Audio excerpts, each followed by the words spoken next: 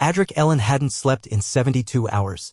He sat alone in the observation deck of the Threxian diplomatic cruiser, eyes sunken, lids twitching, hands jittering slightly as he gripped a steaming mug of something the Threxians called coral stimulant tea. It tasted like burnt algae and copper, but it kept him upright, which was all that mattered. The cruiser coasted through the edge of the Orion Fringe, a politically unstable region known for rogue asteroid factions and spontaneous trade embargoes. Adric was Earth's only representative on board, tasked with finalizing a multi-species coalition agreement proposed to counter piracy in neutral sectors. The other delegates had taken rest shifts in assigned quarters beneath the medbay level. Adric, meanwhile, hadn't left the observation deck except to use the lavatory. He was staring at a holographic display of trade routes when a Threxian aide scuttled in glided in. The Threxians didn't walk so much as flowed on a system of internal muscular rings. This one, a junior translator named Pell, paused at the doorway. Adric Ellan, your neural rhythms are displaying erratic patterns, Pell said in a clipped, melodic tone. Have you not entered rest cycle yet? Adric didn't look away from the trade map. He blinked too slowly. I'll nap later, he said. Pell hesitated. You said that 23 cycles ago. That was nearly 3 Earth days. Adric scratched his jaw, which was beginning to develop a tremor. Yeah, I know. Just need to finish this last piece of analysis. The Relaxi routes don't align with their claimed security concerns. Someone's lying. Can't sleep with that hanging over me. Pell emitted a high-frequency chime, a sign of concern. Your circulatory pressure is elevated, your hydration is insufficient, and your ocular vessels are dilated. You are collapsing internally. That's just stress, Adric said. Stress isn't fatal. Pell left. 10 minutes later, Pell returned with Chief Med Officer Helix, a being whose species resembled a translucent stingray with limbs. Helix hovered beside Adric, blinking softly through a vertical lens. Human, Helix said, voice low and vibrating. You are exhibiting signs consistent with systemic failure. You will rest now. You can't force me to sleep, Adric replied. Helix's appendages rippled. Your forebrain is misfiring. You are not rational. That's rude. You are rude to your own biology. Adric turned to face the floating medic, eyes bloodshot but still oddly focused. Look, Helix, I get it. You're worried. But there's no time. If we don't catch the Relaxi in a lie, the whole agreement falls apart. I sleep, I lose the thread. I'll nap later.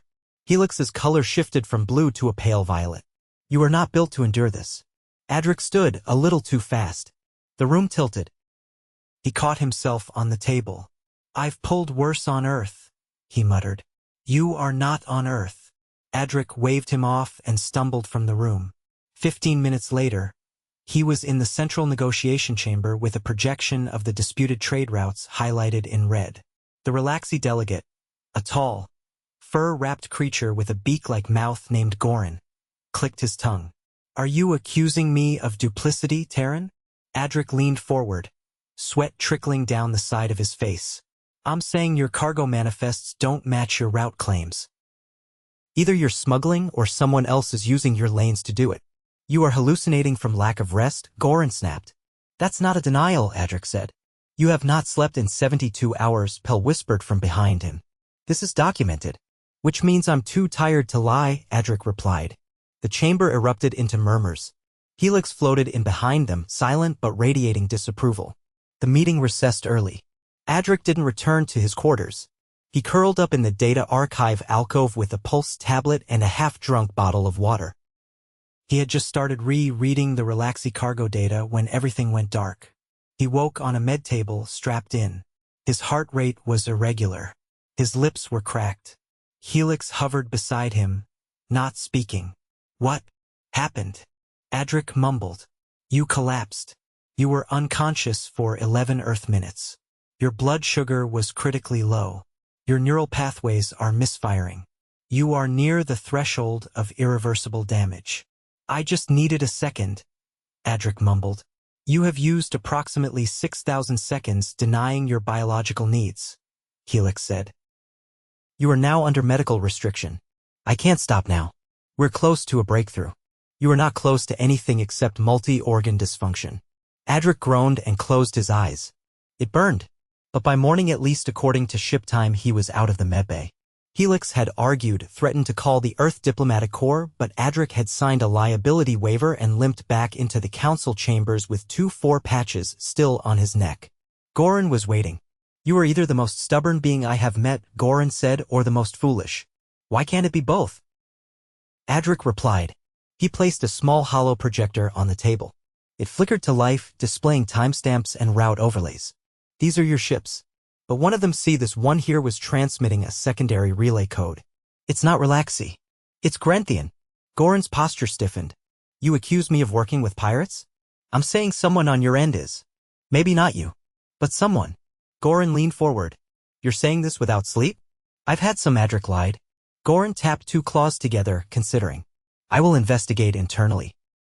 If you are correct, the agreement holds. Adric nodded and swayed slightly. By the time he got back to the observation deck, Pell was waiting with a blanket and a small, flat sleeping pad. You will rest now. Adric stared at the pad. Just a nap, he said. Yes, Pell replied. You said that before. This time, Adric didn't argue. 3 hours later, an alarm blared. He was yanked from sleep by the sound of klaxons and red lights. He rolled off the pad and hit the floor hard, groaning as his shoulder crunched. He limped into the hall barefoot. What now? He asked. Pell met him halfway. Unidentified vessel approaching.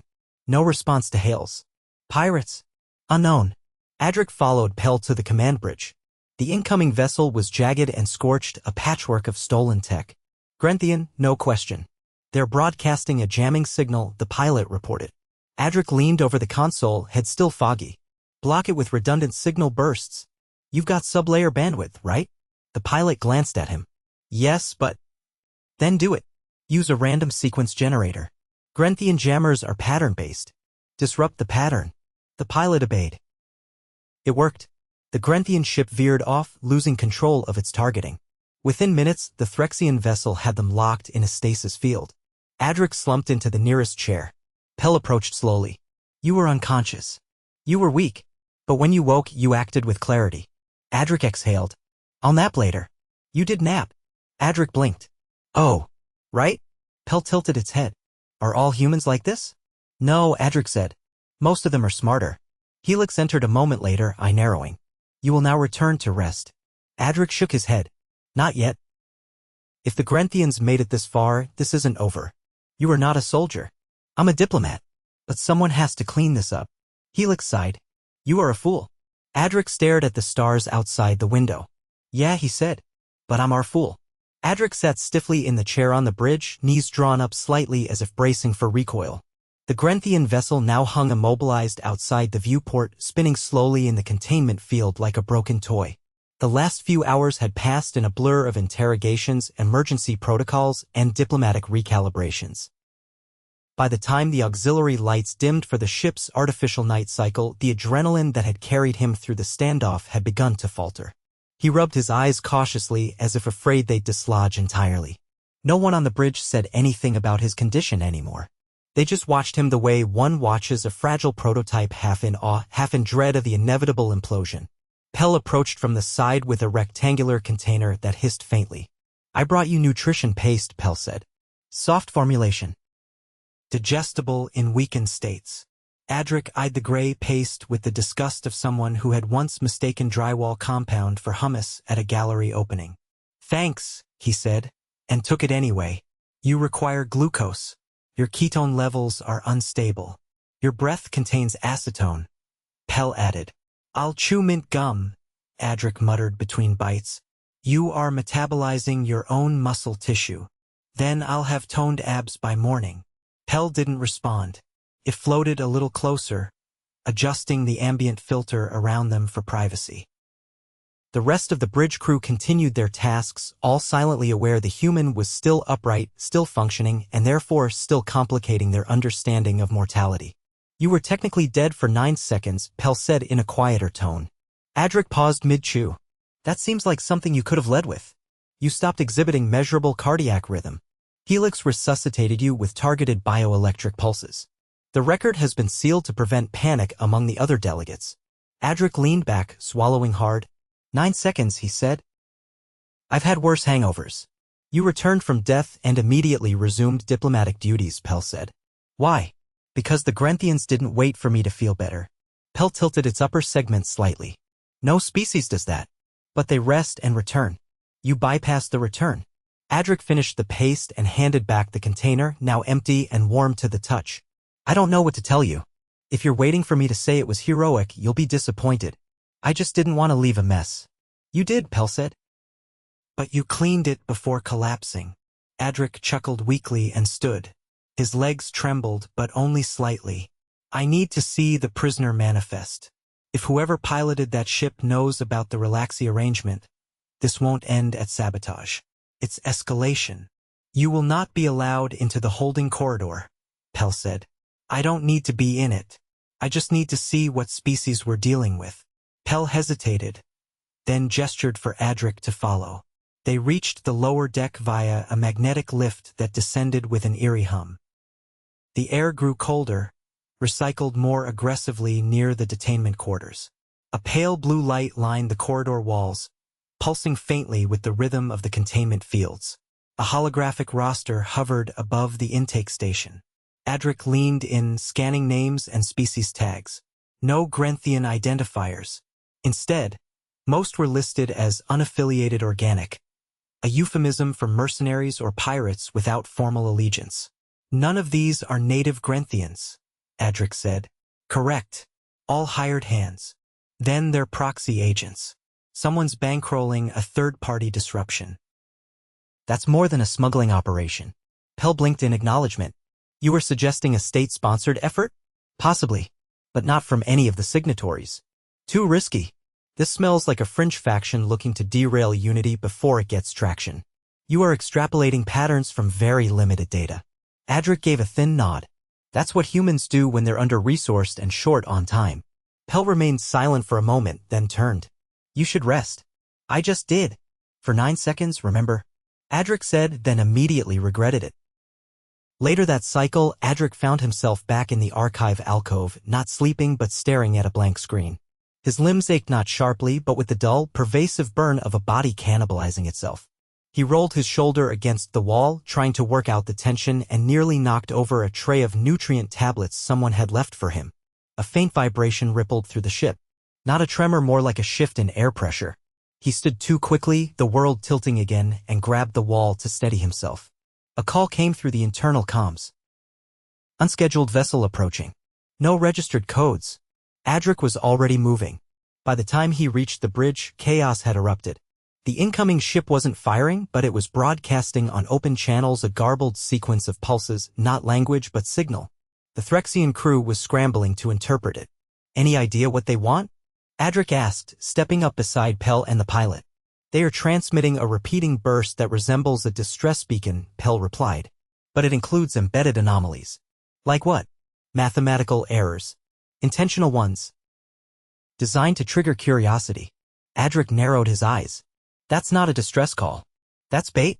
The ship outside was sleek and dark with no visible insignia. It drifted into a non-aggressive posture and remained there, pulsing its strange signal every few seconds. We're being watched, Adric said. They want to see how we respond. Why not attack? Because this is a test. They're measuring our reaction time, our methodology. This is reconnaissance disguised as diplomacy. Helix hovered into the bridge, gliding past silently and settling above the central console. You should not be present, Helix said flatly. I'm the only one who's met every delegate and seen the sabotage unfold firsthand, Adric replied. You are actively deteriorating. I'll deteriorate later. Helix turned a deeper shade of green. Your liver activity is compromised. Your blood shows markers of internal breakdown. You are now producing cortisol at levels consistent with extreme trauma. Then I'm very motivated. Helix hovered closer. You are endangering the mission. No, Adric said. I'm making sure it has a chance. The bridge fell silent. Even the ambient systems seemed to hush. After a pause, the pilot spoke. The unknown ship is withdrawing. It has ceased transmission. Did they collect any data on us? Adric asked. Pell tapped into the analytics console. Yes. They scanned our communication systems, defense protocols, and environmental systems. They did not attempt to breach, only observe. Then they'll be back. With more questions. You should prepare for that encounter while medically functional, Helix said, with a new edge of urgency. Adric didn't respond immediately. He stepped toward the viewport and watched the dark ship vanish into the starlight. We're not going to win this with protocol, he said. They're expecting routines. Predictable decisions. If we want to hold this alliance together, we need to surprise them. You were suggesting improvisation at a galactic negotiation, Pell said. I'm suggesting humanity's specialty, Adric replied. Functioning under impossible conditions. Helix hovered closer once again. You are not functioning. I'm adapting. You've exhausted your limits. Adric turned to face both of them. Then I'll find new ones. Neither Pell nor Helix responded. Far off in the distance, sensors picked up another anomaly. Different frequency. Different ship. Adric stepped away from the viewport. Wake the Relaxi. We're not done yet. 18 hours after the unidentified ship vanished, Adric stood in the main diplomatic chamber, hair still damp from what he called a hydro rinse emergency, which in reality was him staggering into a hygiene unit and letting it douse him until he felt marginally less like a scorched sock. His uniform was wrinkled, his gait uneven, and his left eye refused to fully open. Still, no one interrupted him as he adjusted the holo projector and reset the display for the 5th time. The Relaxi delegation had arrived in full ceremonial attire, which mostly involved layers of iridescent fur woven with embedded crystal filaments. Goran, seated at the center, tapped his beaked jaw once to signal readiness. Adric didn't look up. There's no protocol for this, he began. So we're improvising? Again. 2 Threxian aides exchanged a glance. One of them emitted a faint warbling sound, quickly muffled. I've reviewed the manifests from the intercepted ship. Most of the crew had no direct connection to any existing pirate networks. That's unusual. Pirates don't vet resumes. But these individuals had one thing in common: each had ties to former coalition tasker programs. And? Goran asked, his fur shifting shades in slow waves. They were trained. Not just random raiders. Former auxiliaries blacklisted after the first coalition split. Someone's collecting discarded assets, giving them a new flag. Which flag? Asked a Zyran observer, her segmented eyes narrowing. No flag, Adric said. That's the point. They're building a narrative. The coalition can't protect its own sectors, can't manage its own people. And they're using us to prove it. You were suggesting this is staged conflict? Goran leaned forward, claws curled. Manufactured momentum. They poke holes in the system, wait for the leak to spread, then sell themselves as the only stable option. A low-frequency hum filled the room. It wasn't mechanical. It was the sound Zyrans made when contemplating strategic betrayal. And what does the human propose? Goran asked. Adric adjusted the holoprojector again, hands shaking. We stop reacting. We start predicting. You are not a tactician. No, Adric said. But I know what humans do when we're cornered. We map patterns. We build workarounds. We adapt faster than anyone expects. You nearly died 2 days ago, the Zyran said. Exactly, Adric replied. Goran made a clicking sound that could have meant amusement or indigestion. So what is your workaround? Adric pulled up a secondary transmission log. The signals from the second ship were intentionally flawed. Not just bait, they were designed to test our interpretation systems. They wanted to see how we process unpredictable data. So we feed them what they want. We build a decoy response protocol. You want to fake a misinterpretation? The Threxian aide asked. I want to look incompetent. Just enough to make them underestimate us. Dishonor through performance, Goran said, arching his fur. A strange tactic. It's called playing dumb, Adric said. We've perfected it. Pell, standing quietly behind him, finally stepped forward. You are proposing strategic deception through feigned inadequacy. Welcome to Earth's foreign policy. Later that cycle, Adric was ordered back to the medical bay for a mandatory evaluation. He only agreed after the Threxian pilot threatened to disable his access credentials to the bridge. Helix hovered silently as 2 diagnostic arms scanned Adric from every angle. His blood work uploaded in bursts, triggering several warning tones. You have not metabolized protein in 32 hours, Helix said.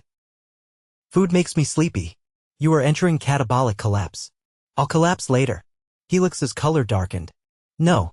You will collapse now. Adric raised an eyebrow. Is that a formal request or a threat?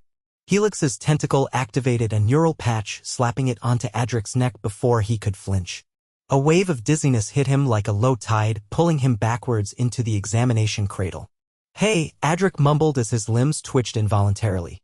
"You will sleep for 90 minutes minimum," Helix said. "If you resist, I will extend it to 6 hours. That's blackmail. That is medicine." He tried to protest, but the sedative overtook him mid-sentence. When he woke, everything ached less. Not gone, just dulled enough to be tolerable. He sat up slowly, checked the time marker, and groaned. "Exactly 93 minutes, he muttered. "You exceeded the minimum due to cardiac irregularities," Helix replied from the far side of the room. "I will not allow this pattern to continue. No promises. I will remove your kneecaps." Adric blinked. "Do Threxians even know what kneecaps are? I have studied your anatomy thoroughly. I find it inefficient." Adric stood carefully. "Thanks for the nap." "That was not a nap. That was chemically enforced stasis." "Feels like a nap." Helix hovered closer. "You are not well, but you are no longer dying. I'll take that as progress." Later that shift, the decoy transmission was launched. It mimicked a corrupted response to the earlier bait signal, embedded with subtle errors meant to imply flawed processing architecture. Within 40 minutes, the unknown ship returned, this time broadcasting a different pattern. More complex. Testing boundaries. Adric watched from the bridge, arms crossed tightly. "They're escalating. They believe we are vulnerable," Pell said. "Then let's give them something to worry about."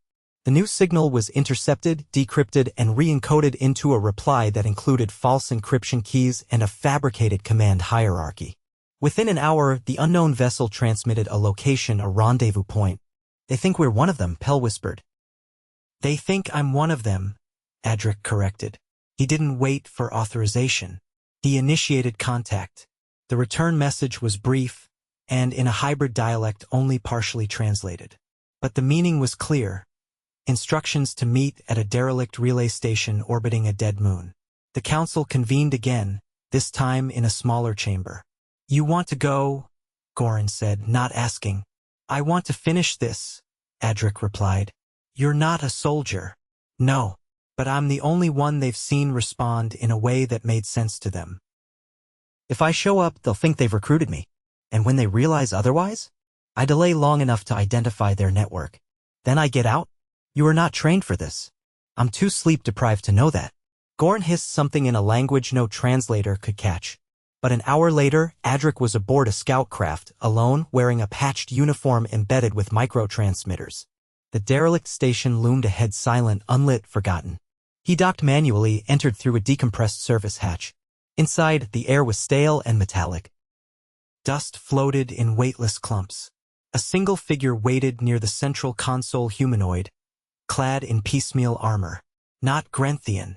Not anything he recognized. "You came alone," the figure said. "Less paperwork that way." The figure tilted its head. "You're not one of us." "No," Adric said. "But I understand why you think I am. You're sick. Only professionally." The figure stepped closer. "You're dying. Not today. You shouldn't be standing." Adric smiled faintly. "That's what they keep saying." The transmitter in his collar blinked twice. Backup had arrived. Outside, Threxian jamming fields collapsed the station's outbound relays. Within minutes, the entire network was exposed: routes, frequencies, contacts. The figure lunged, but Adric moved first, slamming a grav clamp into the floor. The sudden shift in magnetic polarity sent the attacker sprawling. By the time they recovered, the Threxians had breached the hatch. It was over in less than 2 minutes. Back aboard the cruiser, Adric sat in the observation deck, once more. A new mug of stimulant sat untouched beside him. Pell arrived quietly. "You survived." "Barely. You disabled a rogue faction while clinically malnourished." Adric leaned back, eyes closed. "Guess I've earned that nap now." "You already took it." He exhaled slowly. "Then maybe this one's just sleep." Pell didn't reply. It adjusted the ambient lighting to a soft amber and left the room. Adric remained, breathing evenly as stars passed silently by.